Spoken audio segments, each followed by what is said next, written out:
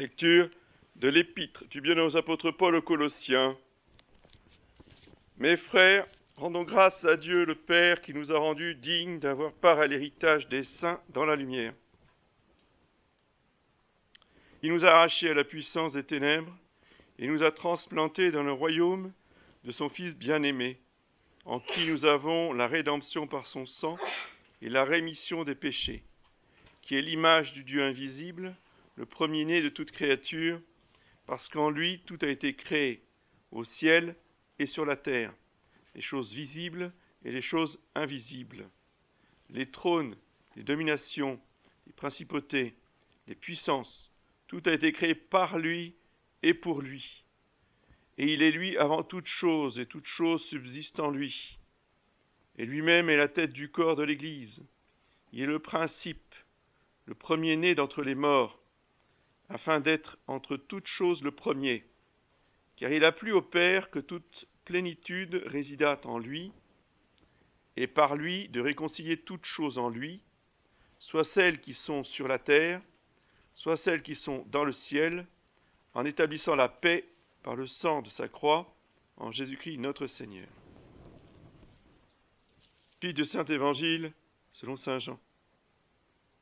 En ce temps-là, Pilate dit à Jésus, « Es-tu le roi des Juifs ?» Jésus répondit, « Dis-tu cela de toi-même, ou d'autres te l'ont-ils dit de moi ?»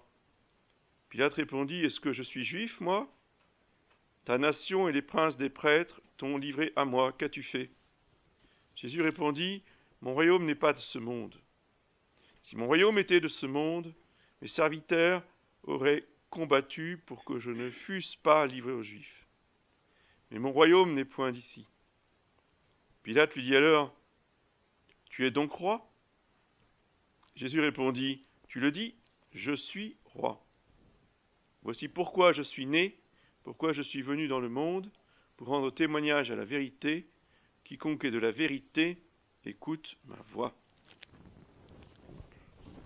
Et les annonces de la semaine. Aujourd'hui, fête du Christ roi.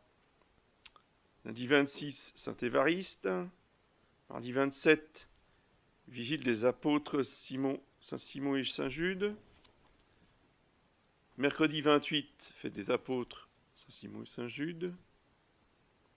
Jeudi 29 de la Férie. Vendredi 30 de la Férie. Samedi 31, Vigile de la Toussaint. Et dimanche prochain, 1er novembre, fête de la Toussaint. Donc je vous rappelle pour les vigiles, les apôtres comme la vigile de la Toussaint, il y a jeûne et abstinence.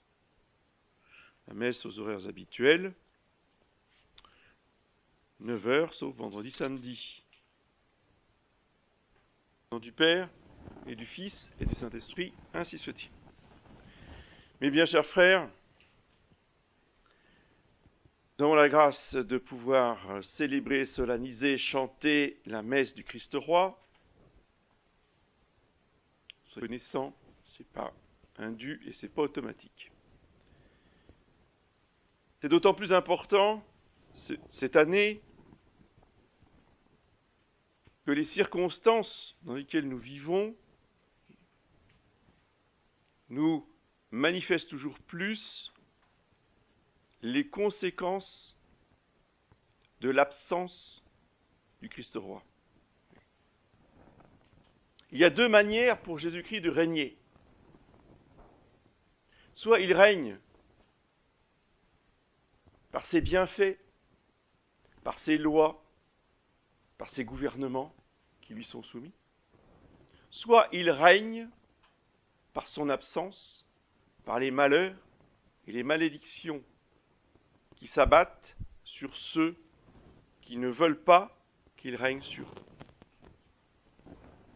Mais dans tous les cas, personne n'échappe au règne du Christ roi. Ce n'est pas parce que les hommes ont déclaré que Dieu n'existe pas que Dieu n'existe pas.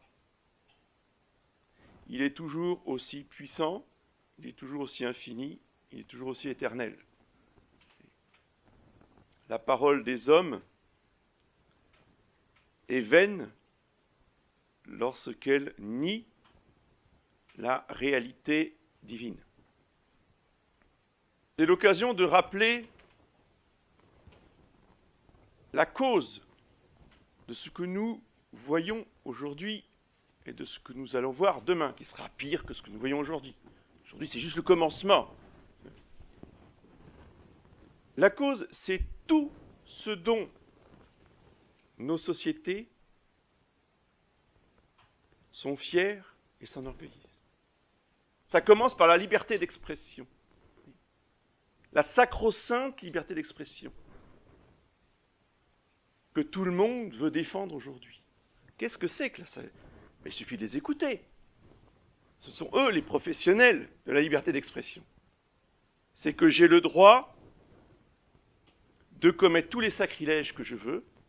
J'ai le droit d'écrire, de proférer par tous les moyens, tous les blasphèmes que je veux, et personne n'a le droit de m'en empêcher.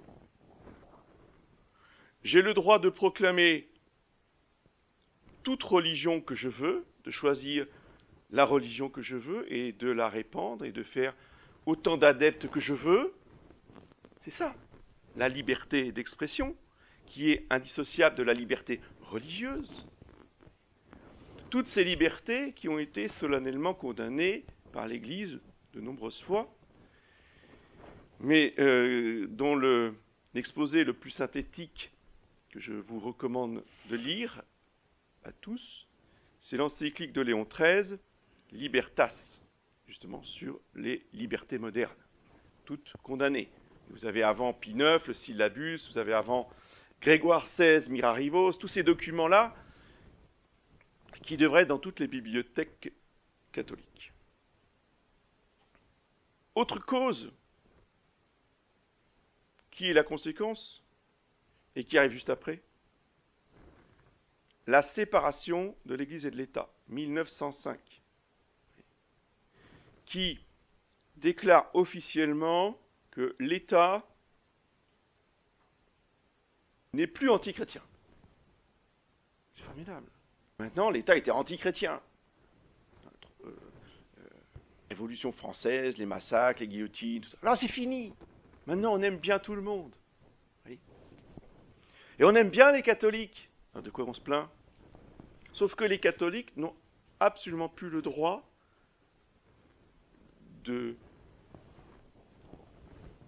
d'exprimer leur religion dans la sphère publique, oui, dans la sphère de l'État. Mais on les aime bien. Mais on aime bien aussi les juifs, on aime les musulmans, on aime les bouddhistes, on aime les athées, on aime tout le monde. Il faut tous se donner la main et on s'entend bien tous. Donc, s'il y a du désordre, parce que ces méchants catholiques réfractaires, ils n'acceptent pas, donc on envoie la gendarmerie. Il ne faut jamais oublier. Enfin, surtout, il faut apprendre pour les jeunes là, qui arrivent, qui ne savent pas. Aujourd'hui, on se plaint de la violence policière. C'est sûr qu'il y a de la violence, mais ils ont été autrefois beaucoup plus violents. C'est-à-dire qu'on envoie des compagnies de gendarmes dans les églises pour faire ce qu'ils ont appelé les inventaires. Parce que, tout d'un coup, l'Église qui était propriétaire, pas seulement des églises et des cathédrales, mais de tout ce qu'il y avait dedans, c'est-à-dire des millions et des millions. Quand vous savez que ne serait-ce qu'un ostensoir peut coûter jusqu'à 10 ou 20 000 euros dans les cathédrales, en argent massif. C'est qu'un ostensoir, mais dans les trésors des cathédrales, il y avait beaucoup de choses, de trésors. Et tout d'un coup, l'Église apprend qu'elle n'est plus propriétaire de rien. Vous comprenez la violence que ça représente. Hein? Imaginez-vous, vous êtes propriétaire d'un patrimoine de plusieurs milliards, puis de jour au lendemain, l'État vient vous dire « Madame, monsieur, on vient vous apprendre que vous n'êtes plus propriétaire de rien. C'est l'État qui est propriétaire. Oh mais attendez, ça va arriver. On en parle déjà. Que l'État va venir nous dire que jusqu'à maintenant vous étiez propriétaire, mais désormais vous n'êtes plus propriétaire. Et il va falloir que vous payiez un loyer à l'État. C'est-à-dire ce qu'ils ont fait à l'Église, ils vont nous le faire à nous, les citoyens de nos maisons. C'est ça la République. Vous voyez ? C'est juste la conséquence, l'application à tout le monde de ce qu'ils ont fait à l'Église. Et quand il y a des évêques ou quand il y avait des prêtres, pas beaucoup, hein. Enfin il y en a eu quelques-uns qui ont résisté, je pense en particulier à l'abbé Lefer de la Motte à l'époque, qui est devenu monseigneur Lefer de la Motte, évêque de Nantes, quand il était à Saint-Malo au Cordelier, avec tous ses élèves de son collège, il avait fermé les portes, donc les compagnies, les gendarmes étaient extérieurs. Il a dit, je vous interdis de rentrer, vous ne ferez pas l'inventaire tant que je serai là. Et il est quand même sorti, parce qu'il ne pouvait pas non plus aller trop loin, mais il a voulu marquer le coup, et il est sorti en procession avec tout le collège, en portant le Saint-Sacrement, vous voyez, comme à la fête de Dieu, avec un dais, etc., dans la plus grande solennité, et il est sorti comme ça devant les gendarmes, pour leur dire, bon, on vous laisse les bâtiments, mais avant, on fait sortir notre Seigneur Jésus-Christ. Et me dire, c'est symbolique, mais il fallait avoir le courage de faire. Tout le monde n'a pas fait ce genre de choses. Combien se sont couchés devant les gendarmes en disant rien, et en ne faisant rien, surtout. Donc ça, c'est la laïcité. C'est ce qu'ils appellent la laïcité. C'est-à-dire que Jésus-Christ n'a aucun droit dans la cité, n'a aucun droit dans la vie publique. Et qui est Jésus-Christ ? C'est l'Église. Qui est l'Église ? C'est les évêques et les prêtres. Donc à partir de 1905, non seulement l'Église a été volée, elle a été pillée, mais ça va beaucoup plus loin. Beaucoup plus loin. Qui organise le culte dans ces églises qui appartiennent à la République ? L'évêque du diocèse. Monsieur le curé. Je parle de 1905. Hein. Non, c'est fini, c'est terminé. C'est terminé. Qui organise le culte ? Qui autorise à changer la nappe d'autel ? Qui va dire s'il faut laver le linge ? C'est pas monsieur l'abbé, c'est pas monsieur le curé, c'est pas monseigneur. C'est monsieur le président laïque de l'association cultuelle 1905. On est bien. Monsieur le curé, en place, nommé par l'évêque, n'est que le desservant de la paroisse. Chef, c'est monsieur le président de l'association cultuelle.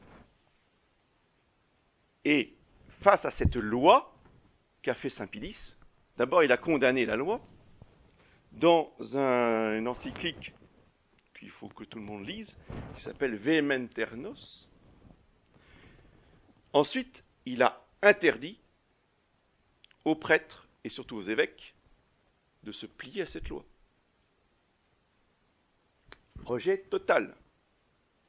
Alors évidemment, quand vous avez le pape et tous les évêques de France derrière lui qui disent votre loi, on n'en veut pas, l'État, si vous voulez, peut faire le forcing, c'est-à-dire envoyer de nouveau les gendarmes, mais ça crée du désordre. Donc, l'État français a été sur la réserve pendant 20 ans. Pendant 20 ans, l'Église était hors la loi, non sanctionnée par l'État, mais hors la loi. Parce que Saint Pilice a dit, il est hors de question qu'un laïc organise les choses dans la paroisse. Le responsable, c'est monsieur le curé, c'est l'évêque, c'est la hiérarchie de l'Église.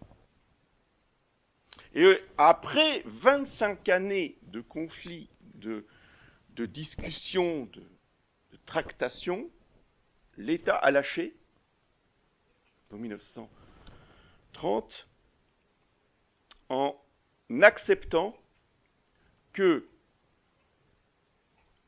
le président de l'association cultuelle qui s'occupe de l'organisation du culte soit l'évêque diocésain, systématiquement et de manière automatique, et que ça soit jamais un laïc. Ils ont lâché un petit peu, mais au bout de 25 ans. C'est ça la laïcité.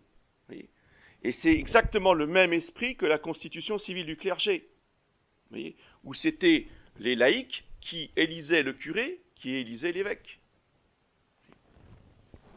C'est l'esprit de la République. Ça s'appelle les valeurs de la République. Voyez, totalement anti-christique, anti-chrétienne. Pas seulement anticléricale. J'ai bien dit anti-christique. Nous vivons dans une république anti-christique. Elle n'est pas neutre. Ils veulent nous faire croire qu'elle est neutre, mais elle n'est pas neutre. Elle est anti-christique. Face à cela, l'Église, les papes, à commencer par Saint Pie X, mais aussi celui qui a créé cette fête, le pape Pie XI, dans son encyclique Quas Primas, a réaffirmé les droits de Jésus-Christ à régner sur les États. Et a rappelé les titres qui lui permettent d'exercer ce règne que lui a donné Dieu le Père. Parce qu'évidemment, l'origine du règne de Christ, c'est Dieu le Père. Et le premier titre est évidemment le fait que Jésus-Christ est le créateur du ciel et de la terre. Exactement comme Dieu le Père, exactement comme Dieu le Saint-Esprit. C'est-à-dire que Dieu le Père n'a pas créé la terre et le ciel tout seul. Il l'a créé avec les deux autres personnes.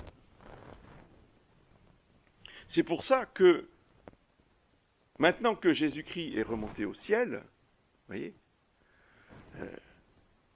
pas de définition dogmatique là-dessus, ni d'encyclique, mais c'est une réalité logique, voyez, que développe bien Monseigneur Gaume dans son traité du Saint-Esprit. C'est que maintenant que Jésus-Christ est monté au ciel, le Saint-Esprit, qui a été envoyé sur la terre à la Pentecôte jusqu'à la fin du monde, c'est lui le roi sur terre. Vous voyez, le Saint-Esprit est aussi roi, de la même façon que Jésus-Christ est roi, mais de manière pour des causes différentes. Mais le Saint-Esprit règne sur l'Église et règne sur le monde aussi, en union avec les deux autres personnes. Simplement, chaque étape ou chaque action particulière est attribuée à une des trois personnes divines, plus particulièrement. Mais les deux autres ne sont pas laissés de côté. Donc Jésus-Christ a créé le ciel et la terre, puisqu'il est la parole de Dieu. Donc quand Dieu dit que la terre soit, et la terre fut, dit la Genèse, quand Dieu dit que la terre soit, c'est Jésus-Christ. C'est le Verbe de Dieu, c'est la parole de Dieu. Donc le Père a créé tout par son Verbe. Et en tant que créateur, il est inventeur, il est l'artisan, voyez, de tout ce qui nous entoure, et l'artisan, évidemment, de toute l'humanité. C'est lui qui nous a créés. Donc il est propriétaire, et il a le souverain domaine sur tout ce qui existe. Et il peut en disposer comme il veut, puisqu'il est le propriétaire. Ensuite, Jésus-Christ est roi par sa médiation sacerdotale entre Dieu le Père et les hommes pécheurs. Il joue le rôle, si vous voulez, de médiateur, de conciliateur. Dieu et les hommes étaient séparés à tout jamais, et par la médiation de Jésus-Christ, le dialogue et les relations ont pu reprendre entre les hommes et Dieu. Et enfin, le troisième titre, c'est que non seulement il est médiateur par son sacerdoce, mais il est aussi la victime que son sacerdoce offre au Père. C'est-à-dire qu'en fait, il est le prêtre, il est la victime. Donc il s'offre lui-même. Il se sacrifie lui-même sur la croix, ça c'est son rôle de prêtre, et il s'offre à Dieu son Père, ça c'est son rôle de victime. Il est créateur, prêtre et victime. Et donc en tant que victime, c'est lui qui a racheté nos âmes, il a racheté l'humanité, vous voyez, du péché.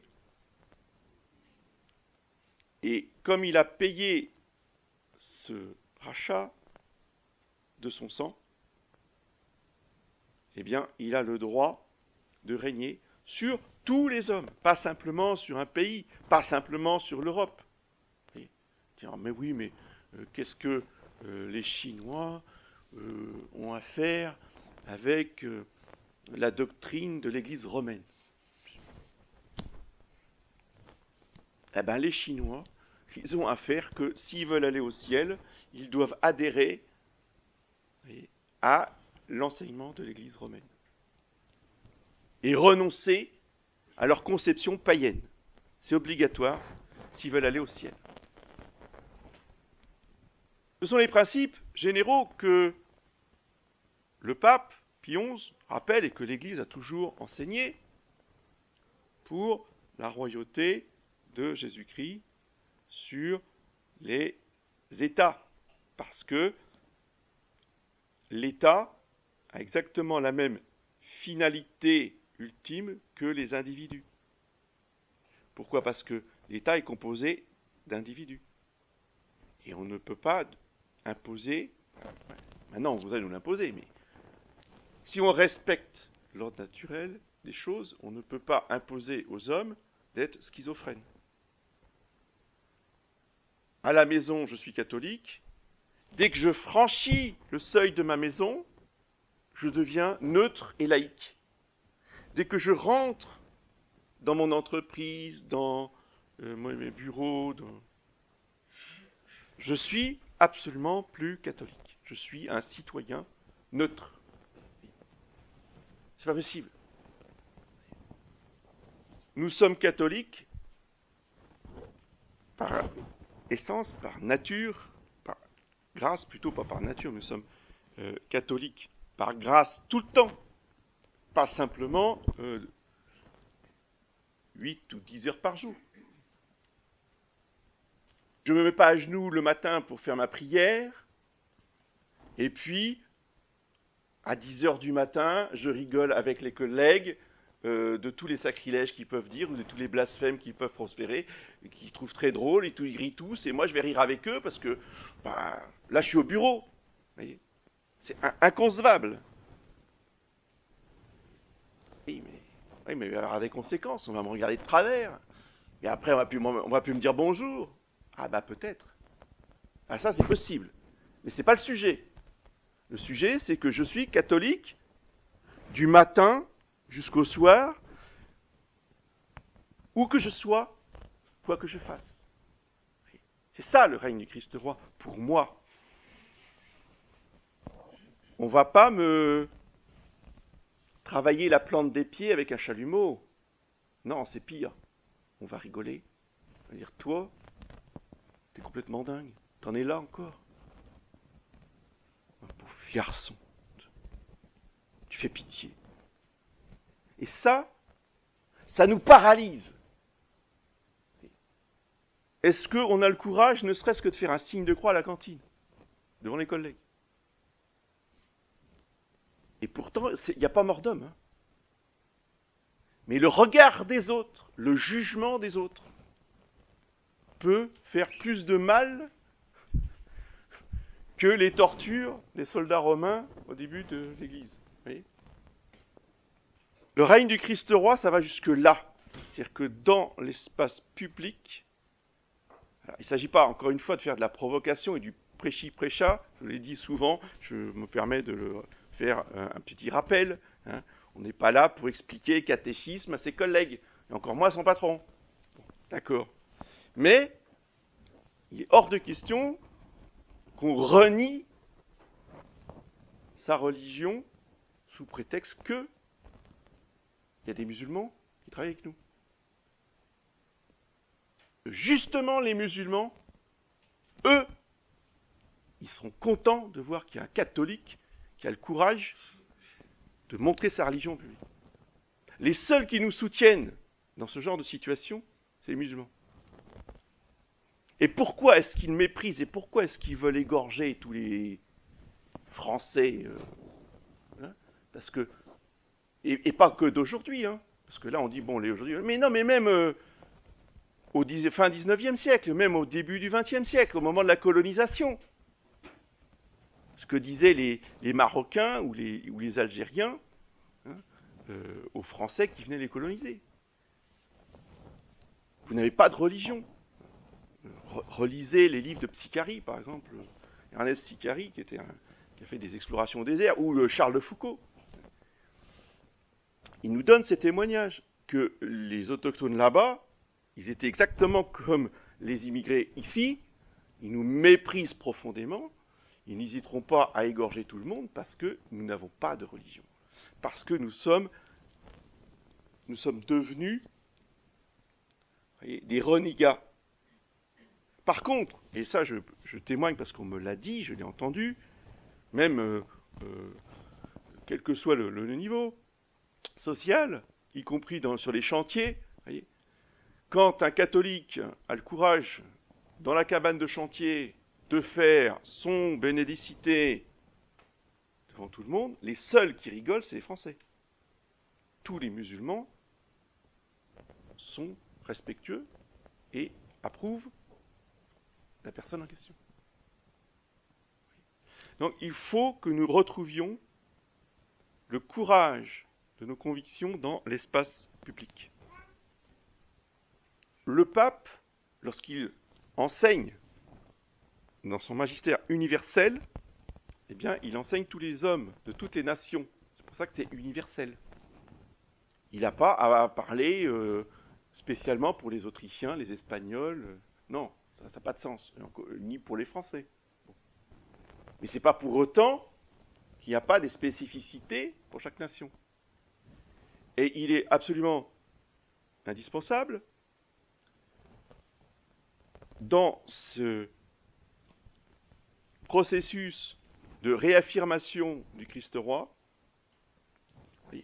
eh bien, d'avoir conscience de notre spécificité française, en l'occurrence, en ce qui nous concerne. Il y a non pas une laïcité, il y a une neutralité catholique imposée dans tous les séminaires, y compris dans les notes.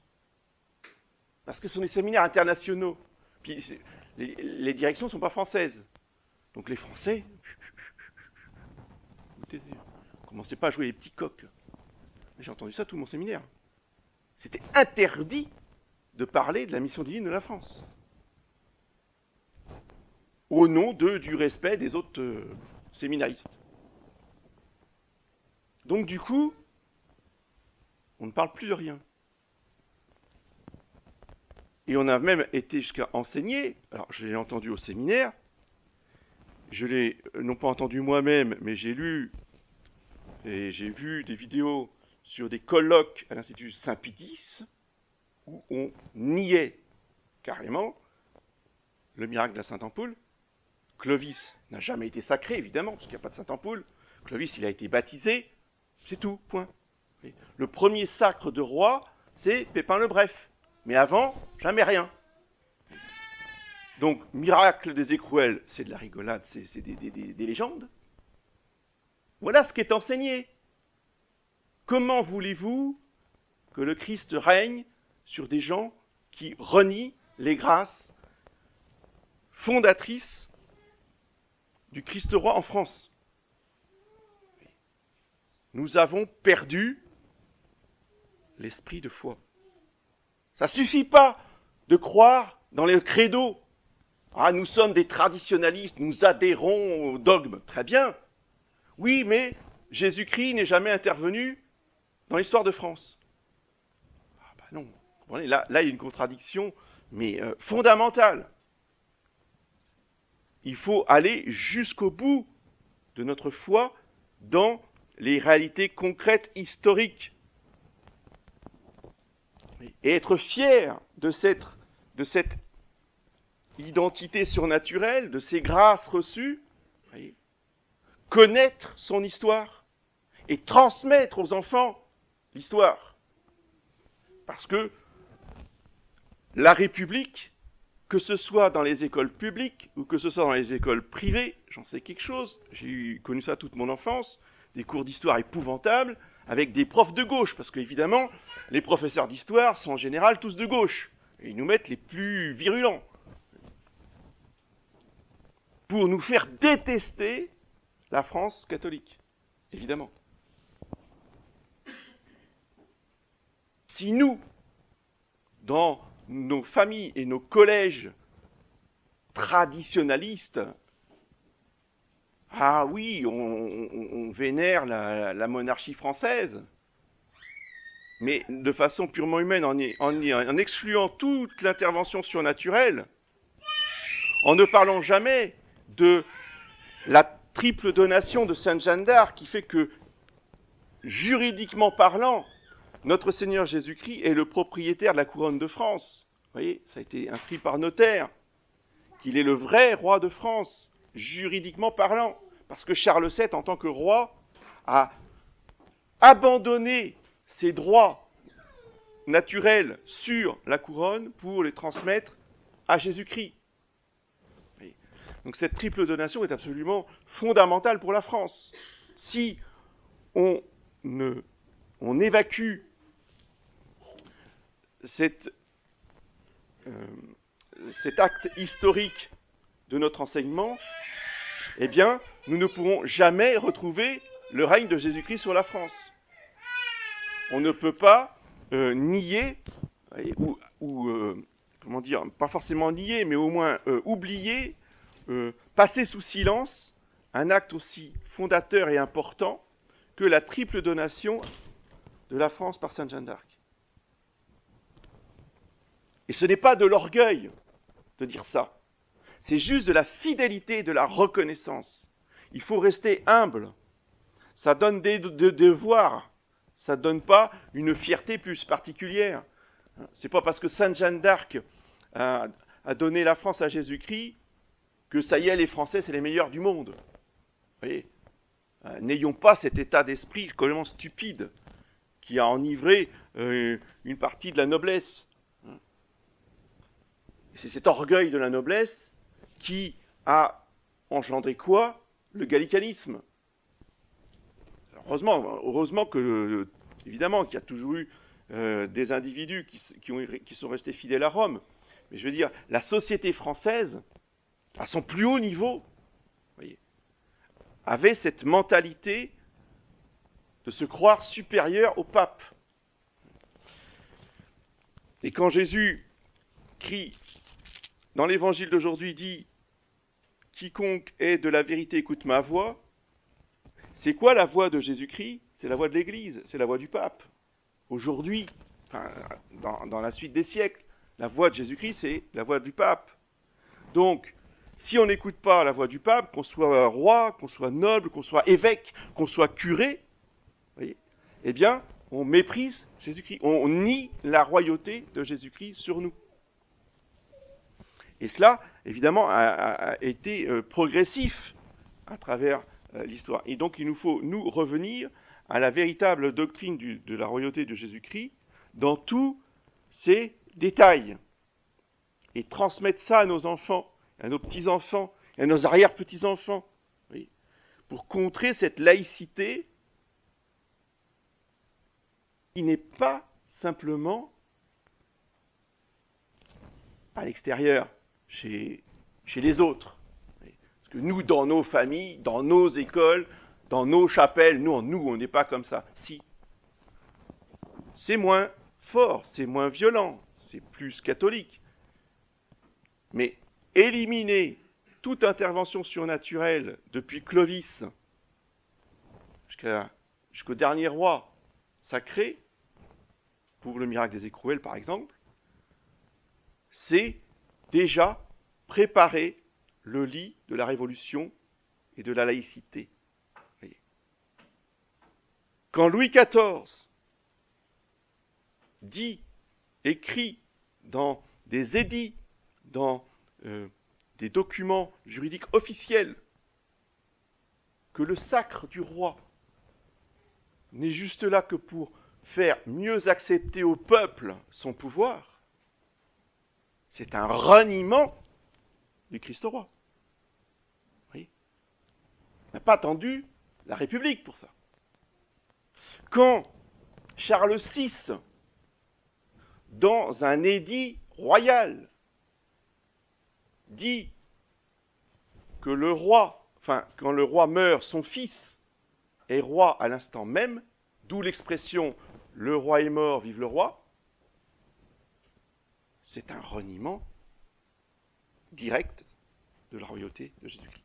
Parce que le roi n'est roi que par l'Église, que par la voix de Jésus-Christ, qui va lui donner ce pouvoir surnaturel par l'onction du sacre. C'est ce qui est venu nous rappeler Sainte Jeanne d'Arc. Et que, oui, un chef d'État peut avoir un pouvoir naturel s'il n'est pas catholique. Mais on ne parle pas de chef d'État non catholique, on parle de chef d'État catholique. Le chef d'État catholique doit recevoir l'onction de l'Église pour exercer son pouvoir.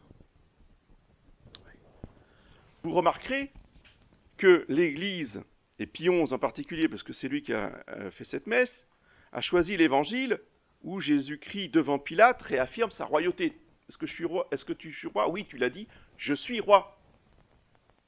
L'Église, Pie XI, n'a pas choisi l'Évangile où Jésus dit « Rendez à César ce qui est à César et à Dieu ce qui est à Dieu ». Ce qu'on nous répète à satiété dans tous les cercles d'action française, nationalistes, extrême droite, TV Liberté, Fraternité Saint-Pédis, colloque historique de ceci, colloque historique de cela, à chaque fois on y a droit. Rendez à César ce qui est à César et à Dieu ce qui est à Dieu. Ne mélangez pas la religion et la politique. Non, l'Église a justement, elle n'a pas choisi ça. Elle a choisi l'Évangile où Jésus-Christ affirme avec toute sa force qu'il est le vrai roi sur terre. Non, non, non, non, non, il ne dit pas ça, regardez, il a bien dit « ma royauté n'est pas de ce monde ». Mais je n'ai pas dit le contraire. Je n'ai pas dit que sa royauté était de ce monde. Je viens de vous dire, sa royauté est sur ce monde. C'est pas pareil. Mais l'origine de sa royauté n'est pas de ce monde. C'est pas parce que il est le descendant de David. Vous voyez, on s'en fiche qu'il soit descendant de David, en soi. Non pas par rapport au fait qu'il est le Messie, parce que Dieu a dit qu'il serait descendant de David, mais par rapport à son pouvoir. Voyez. Et de toute façon, même David a reçu son pouvoir de qui ? De Dieu, puisqu'il a été sacré par Samuel. C'est Samuel qui a oint David au nom de Dieu. Donc de toute façon, on n'en sort pas de l'origine divine. Mais c'est beaucoup plus que la simple fait qu'il soit fils de David. C'est parce que il est le fils de Dieu le Père que Jésus-Christ est roi. Voyez.